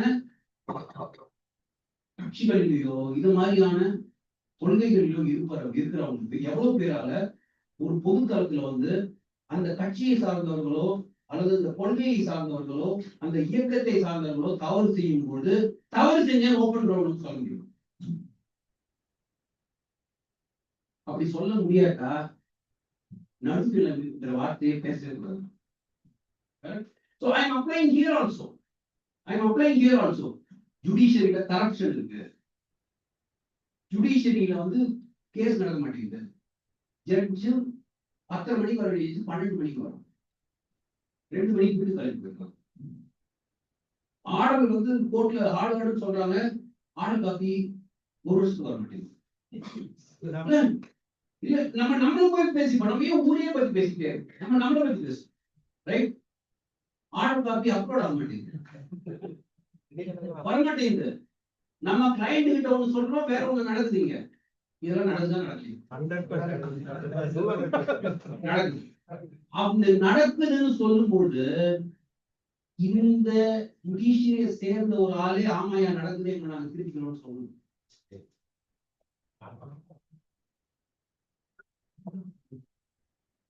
ஒரு ஜட்ஜில் வந்து பேசாது. நாங்க public servants, we are the servants for people.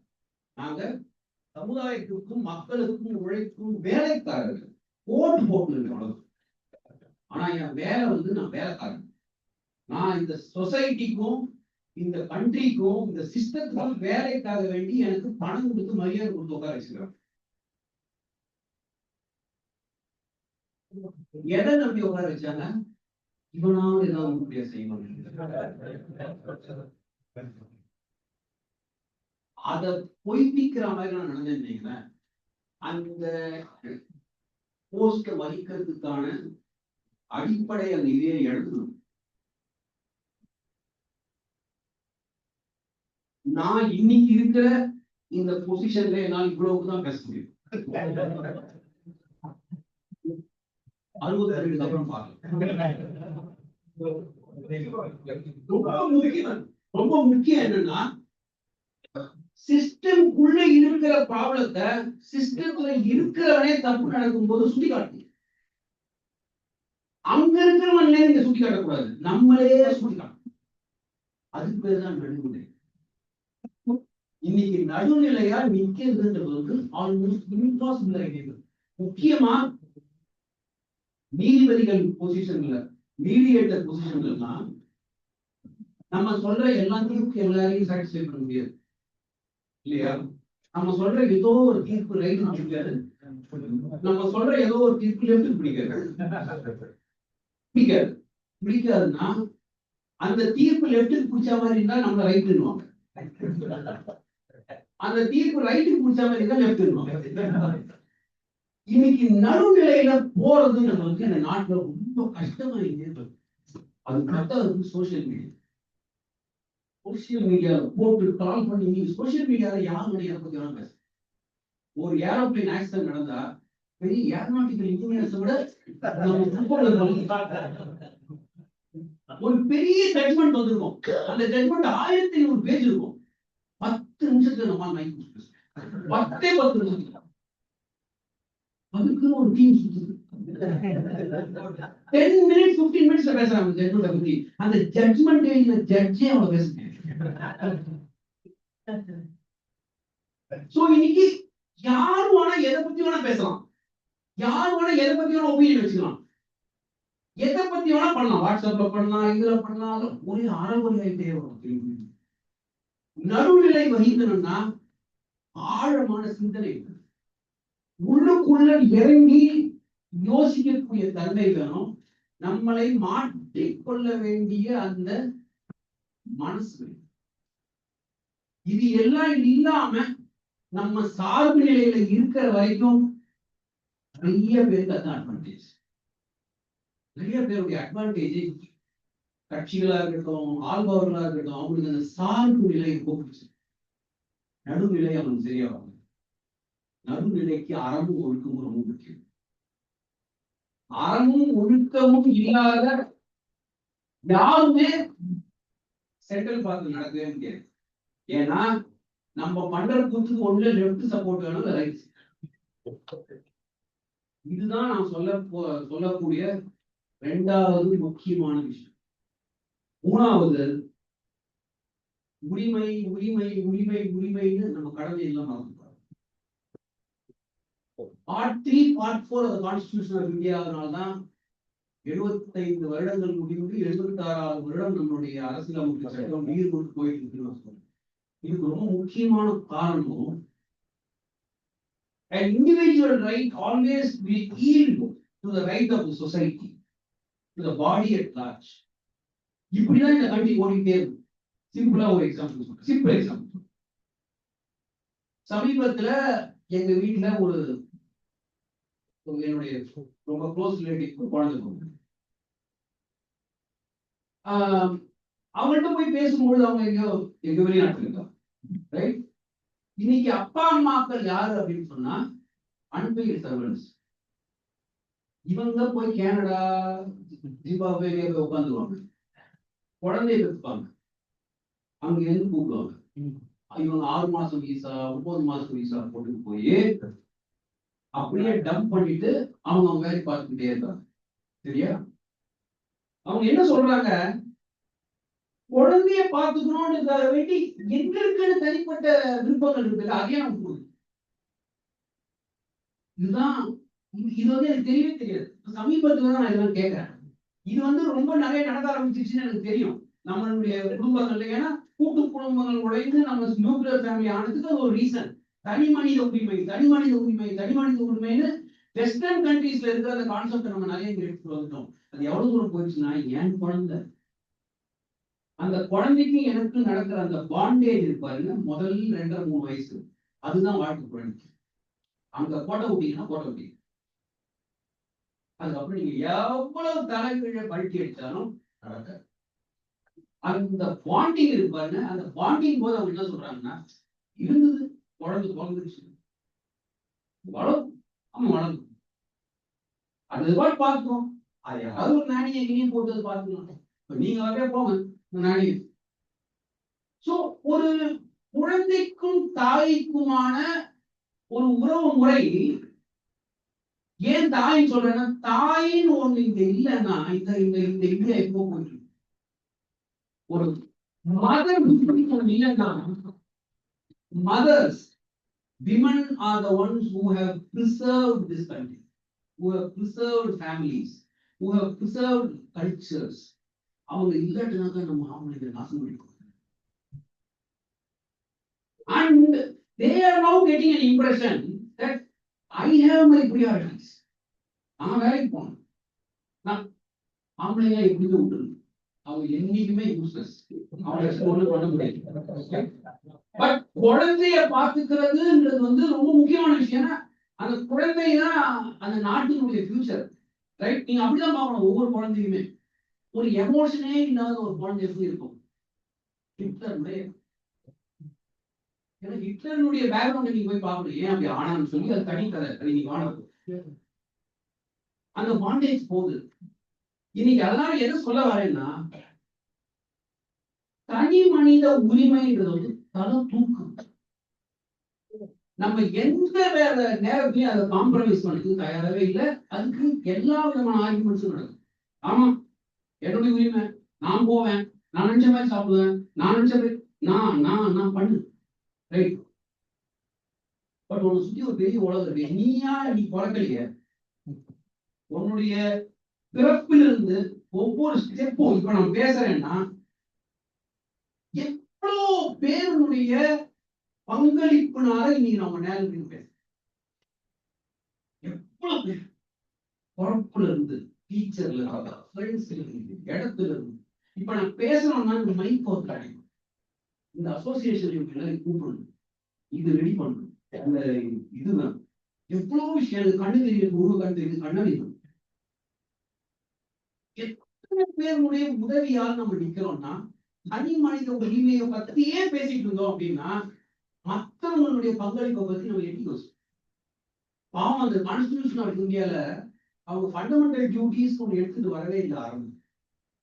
அவங்க என்ன நினைச்சிட்டாங்க, கான்ஸ்டிடியூஷன் மேக்கர்ஸ் எல்லாம் கடமையோட இருப்பாங்க, கடமை உணர்வோட தான் இருப்பாங்கன்னு அவங்க நினைச்சாங்க. பாவம், அவங்க கஷ்டப்பட்டு சுதந்திர போராட்டத்துல அடிபட்டு உதப்பட்டு வந்து அவன் என்ன நினைச்சானா இவங்கெல்லாம் நல்லா இவங்களுக்கு எல்லா உரிமையும் நம்ம கொடுக்கணும்.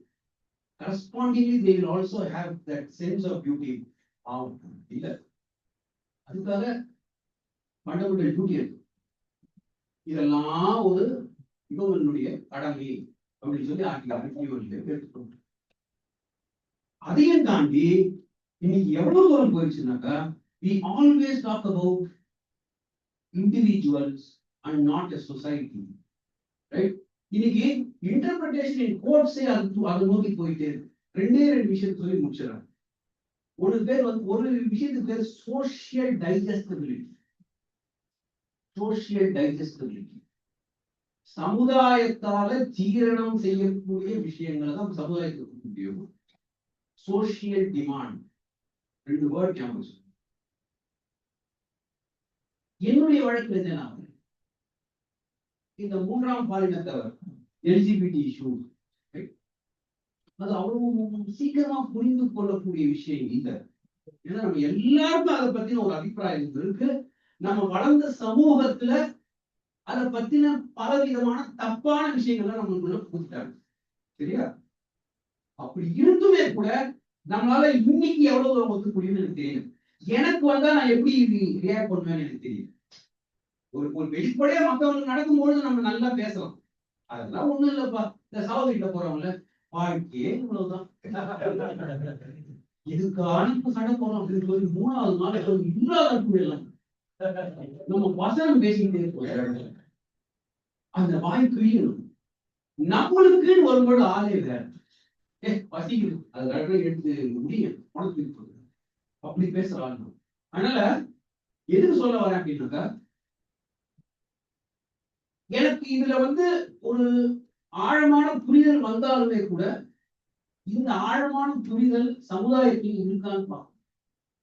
அதனால ஒரு நீதிமன்றமா நம்ம அதை அமல்படுத்தும் பொழுது எனக்கு சரியா படுத்துறதுக்காக டபால் சமுதாயத்தில் பட முடியாது. உங்களுக்கு புரியுதா என்று தெரியும், ரைட்? ஒரே பாலினத்தவர் கல்யாணம் பண்ணிக்கிறது, ஒரே பாலினத்தவர்களுடைய வாழ்க்கை முறை எப்படி இருக்கும் அதை பத்தி நம்மளுக்கு சரியா தெரியல. ஏன்னா நம்மளுக்கு அந்த உணர்வு இருந்ததே இல்லை இல்லையா? நம்மளுக்கு மேக்சிமம் ஆணுக்கு பெண் இது அட்ராக்ஷன், பெண்ணுக்கு ஆண் இது அட்ராக்ஷன் வரைக்கும் நமக்கு தெரியும். அது நீ நமக்கு ஒன்றுமே தெரியாது இல்லையா? சோ சமுதாயம் இட் இஸ் நவ் பிகிங் அப். ஆனா சமுதாயத்தால ஜீரணிக்க முடியாத விஷயத்தை பூத்த முடியாது. A law in order to work must be given to a society which understands it and which can be implemented on the society. You can never have a law. For instance, in the நம்மளுடைய PWD Act இல்லையா, Persons with Disabilities Act, right? Simple example. ஒரு காலத்துல நம்ம கூட இருந்த ஆளுங்களை நம்ம எப்படி சொல்லிட்டு இருக்கோம்? என் காலத்துல எல்லாமே நொண்டி வராம, தடியா வராம, லொட்டா வராம, லெப்ட் ஹேண்ட்ல இருக்க கூடாதான், அது ஒரு தப்பு, லொட்ட, இந்த மாதிரி பல விஷயங்கள் சொல்லிட்டே இருக்கோம். ரொம்ப சாதாரணமா சொல்லுவோம், ரைட்? சமுதாயத்துல அந்த டைம்ல போய் மாற்று திறனாளி எப்படிலாம் சொன்னா யாருமே புரிஞ்சுக்க. சமுதாயம் அதற்கான ஒரு டெவலப்மெண்ட் எவல்யூஷன் ஒன்று நடக்க வேண்டியது. இன்னைக்கு பாடி ஷேமிங்ன்றது ரொம்ப ஸ்ட்ரிக்டா ஃபாலோ பண்றாங்க. Youngsters will never allow you to body shame. உனக்கு என்ன கொஞ்சம் குண்டாருன்னா கேட்கும். பாடி shame society has accepted, society has evolved, and therefore people with disability act மாதிரியான சட்டங்களை நீங்க சொசைட்டில கிளியரா அமல்படுத்தும். அதற்கு பேர் தான் societal டைஜஸ்டிபிலிட்டி. The society must be able to digest it. அந்த மாதிரியான விஷயங்கள்ல தனி மனித உரிமையை எடுத்து ஒரு சொசைட்டிக்கு புகுத்தினா அது போய் கொள்ளையில முடியும், அதனுடைய எஃபெக்டே இல்லாம போயிடும், ரைட்? இன்னொன்னு societal demand. Societal demand reservation பாலிசியே சிம்பிள் எக்ஸாம்பிள், அதாவது எல்லாருமே புரிஞ்சக்கூடிய எக்ஸாம்பிள். ஏன் ரிசர்வேஷன் வந்ததுன்னா, யாரோ சில பேர் மட்டும்தான் படிச்சுட்டு, யாரோ சில பேர் மட்டும்தான் வேலைக்கு போயிட்டு, மற்றவங்க எல்லாருக்கும் அந்த உரிமை கிடைக்கவே இல்லை. Societal demand was that you create reservation for me. நான் என்னைக்கு அவன் இடத்துக்கு வருவேன், நான் என்னைக்கு அவன் படிச்ச படிப்பை நான் படிப்பேன். So you understand that societal demand and make a law for that society. இது எல்லாம் நடக்கணும்னா தனி மனித உரிமைகள் சில நேரங்கள்ல must yield to the society. It's very important. India has thrived so much. இந்தியால இன்னும் கூட இவ்வளவு ப்ராப்ளம் இருக்கு. நம்மள மாதிரி ப்ராப்ளம் இருக்கிற நாடு எது இருக்கான்னு எனக்கு தெரியவே இல்லை. ஏன்னா அது ப்ராப்ளம் இல்லை. We are so diverse. நீங்க எந்த கண்ட்ரியினுடைய ஃபார்முலாவும் எடுத்தீங்க கூட முடியாது. நம்மளுடைய லாங்குவேஜஸ், நம்மளுடைய காஸ்ட், நம்மளுடைய ரிலீஜன்ஸ், நம்மளுடைய பனி பெய்யும் ஒரு இடத்துல, டெசர்ட்டா இருக்கு ஒரு இடத்துல, மழையா பெய்யுது இன்னொரு இடத்துல, ட்ரையா இருக்கு ஒரு இடத்துல, இந்த மாதிரி பல நிலப்பரப்புகள் கொண்ட ஒரு கண்ட்ரி. அவ்வளவு பெரிய எவரெஸ்ட் அங்க இருக்குது. You see, it's a country which is an amalgam of so many things. அப்படி இருக்கிற ஒரு கண்ட்ரியில தனி மனிதன், இந்த வெஸ்டர்ன் கண்ட்ரிஸ் நடக்கிற இந்த தனி மனித உரிமைகள்னு நம்ம பேசணும் இல்லையா, அது வந்து இந்தியாவுக்குள்ள புகுத்த முடியாது. ஏன்னா India as such is a very young country. 75 வருஷம்ன்றது வந்து ஒரு நாட்டை பொறுத்த வரைக்கும் ரொம்ப மினிஸ்கியூல், சின்னது. நம்ம இதுவரைக்கும் எது வழி நடத்திருக்குன்னு நம்ம யோசிக்கணும்னா, ஒற்றுமையாகவும் சமுதாயத்தின் நலனுக்காக எனது தனி உரிமையும் நான் விட்டுக் கொடுக்க தயார் என்ற ஒரு மனோநிலையில இருந்த ஒரு விஷயம் மாற ஆரம்பிச்சு. இதை பத்தி நம்ம யோசிக்கணும். இந்த 3 சிந்தனைகளையும் உங்களிடம் விட்டு விட்டு விடைபெறுகிறேன். நன்றி.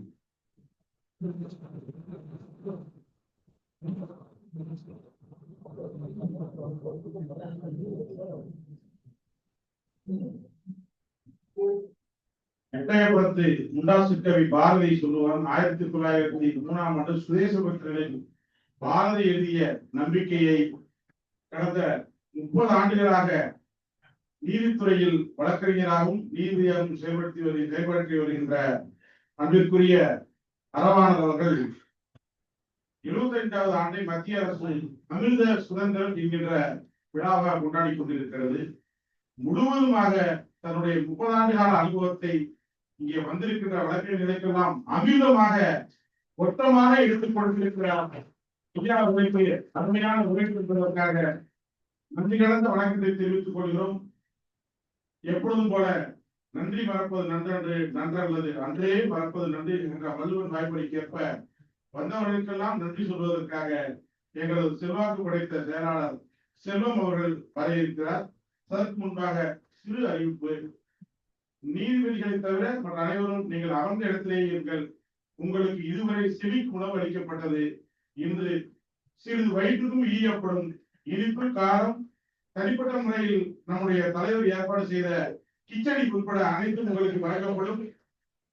ஆகவே எல்லோரும் தயாராகுங்கள். இப்பொழுது இன்னவர்களை நன்றி கூற நன்றியோட வருகிறார் செல்வம் அவர்கள். நன்றி. வாழ்த்துக்களுக்கு நன்றி.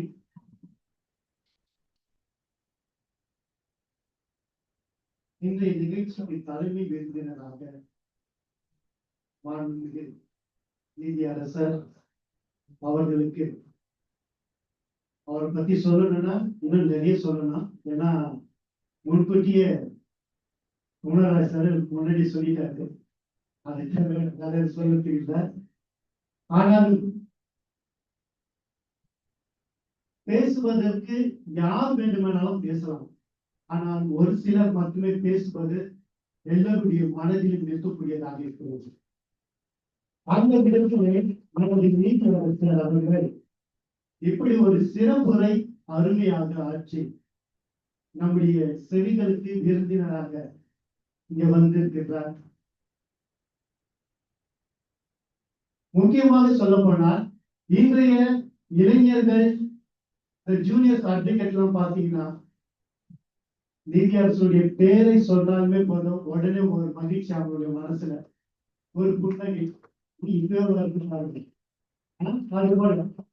அந்த அளவிற்கு மனதிலே நிற்கக்கூடியவராக இருக்கிறவர் மாண்புமிகு நீதியரசர் அவர்கள். அவர்களுக்கு எங்களுடைய சட்ட சங்கத்தின் சார்பாக மிகுந்த நன்றியை நாங்கள் தெரிவித்துக் கொள்கிறோம். அது மட்டுமல்ல, அவருடைய பாடல்கள் கேட்கப்படும் போது நம்முடைய செடிகளுக்கு அது ஒரு பெரிய விருந்தாகவே அமைந்து விடுகிறது. எப்படி இவ்வளவு அட்ராக்ஷனா எல்லாரையும் கவர் பண்றாரு அப்படின்றத நாங்க யோசிக்கிறேன். ஐயா அவர்களுடைய பாடலை கேட்டு நிறைய பேர் ரொம்ப அட்ராக்ஷன் ஆகிட்டாங்க. அது மட்டும் இல்ல, நம்ம பல நீதி அரசர்களை பார்ப்போம், நீதிபதிகளை பார்ப்போம். ஆனால் அவர்களை போல் அல்லாமல் ஒரு பணிவான அழகான ஒரு பேச்சு அவர்களிடத்தில் கண்டோம். உண்மையிலே அது எங்களுக்கு ரொம்ப மகிழ்ச்சி. இந்த சட்ட சங்கத்திற்கு ஒரு பெரிய மகிழ்ச்சியை அளிக்கிறது. ஐயா அவர்களுக்கு எங்களது சட்ட சங்கத்தின் சார்பாக மனமார்ந்த நன்றியை கூறுகிறேன்.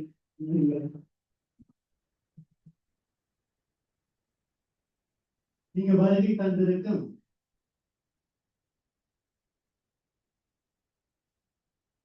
எப்போதும் எங்களுக்கு நாங்கள் கூப்பிட்ட உடனே வருவதற்காக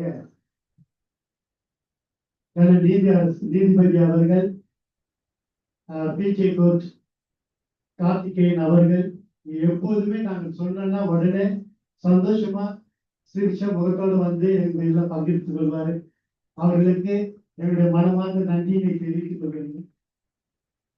அது மட்டுமல்லாமல் அவரோடு கூட இணைந்து வந்திருக்கிற சிட்டிசன் கோர்ட் உரிமையல் நீதிமன்ற நீதிபதிகள் அனைவருக்கும் எங்களது மனமார்ந்த நன்றியை தெரிவித்துக் கொள்கிறோம். சிறு வழக்குகள் நீதிமன்றத்தின் முதன்மை நீதிபதி நசீர் அகமது அவர்களும் எப்போதும் எங்களுக்கு துணையாக இருக்கிறவர். நாங்கள் ஏதாவது உங்களுக்கு கேட்க போனால் உடனே அதை செய்கிறேன் என்று சொல்கிறவர். அவர்களுக்கு எங்களுக்கு மனமார்ந்த நன்றியை தெரிவித்துக் கொள்கிறோம். அது மட்டுமல்லாமல் இந்த சிறு வழக்கு நீதிமன்றங்களில் பணியாற்றி கொண்டிருக்கிற நீதிபதிகள் அனைவர்களுக்கும் எங்களது கரம் குவித்து நன்றியை தெரிவித்துக் கொள்கிறோம்.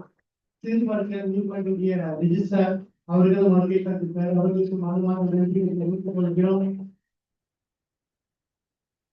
இந்த கூட்டத்தில் திடீரென்று ஒருத்தவர் வந்து பேசினாரு. சில நீங்க இங்கெல்லாம் பார்த்திருக்கீங்களா என்னன்னு தெரியல. ஆனா ரொம்ப பேர் போனவர் அவர்.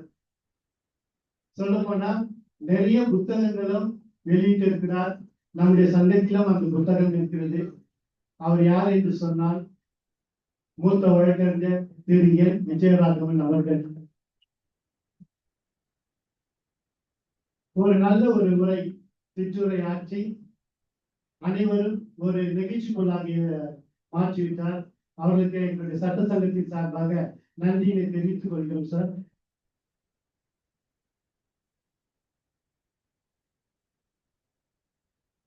அது மட்டுமல்லாமல் இங்கு வந்திருக்கின்ற மெட்ராஸ் அட்வொகேட் அசோசியேஷன் உறுப்பினர்கள், அப்புறம் பொறுப்பாளர்கள் எல்லாம் வந்திருக்கிறார்கள். ஒரு சிலர் அவர்களுக்கு எங்கள் மனமான நன்றியை தெரிவித்துக் கொள்கிறோம். மற்றும் woman lawyer association former president திருமதி நளினி அவர்களுக்கு வந்திருக்கிறார்கள். அவர்களுக்கும் நன்றியை தெரிவித்துக் கொள்கிறோம். இந்த சட்ட சங்கத்தின் சட்ட சங்கத்திலே இதற்கு முன்பாக இருந்த former president mister L Senguttuvar அவர்கள் வந்திருக்காங்க. நன்றி sir. Secretary former secretary mister Jayaraman வந்திருக்காரு. வைஸ் பிரசிடென்ட் மிஸ்டர் கவிமணி வந்திருக்கிறார். அவருக்கும் நன்றியை தெரிவித்துக்கிறேன். மற்றும் நமது சட்ட சங்கத்தினுடைய former secretary mister Shanmugam, mister N Kamaraj அவர்களும் இங்க வந்திருக்கிறாங்க. அவருக்கும் நன்றியை தெரிவித்துக்கிறோம். நூலகர் நம்முடைய முன்னாள் நூலகரும் அங்கு வந்து வருகை தந்திருக்கிறார். அவர்களுக்கும் நன்றியை தெரிவித்துக் கொள்கிறோம். எல்லாவற்றிற்கும் மேலாக இங்க வருகை தந்திருக்கின்ற சட்ட சங்கத்தின் உறுப்பினர்கள் நீங்கள் இல்லை என்றால் நாங்கள் இந்த நிகழ்ச்சி எதுவும் எங்களால் செய்ய முடியாது. ஆனால் உங்களுக்கு எங்களுடைய மனமார்ந்த நன்றியை தெரிவித்துக் கொண்டு மற்ற வழக்கறிஞர்களுக்கும் நன்றிகளை தெரிவித்துக் கொண்டு முழு மனதோடு நன்றியை தெரிவித்துக் கொண்டு விடைபெறுகிறேன். நன்றி, வணக்கம்.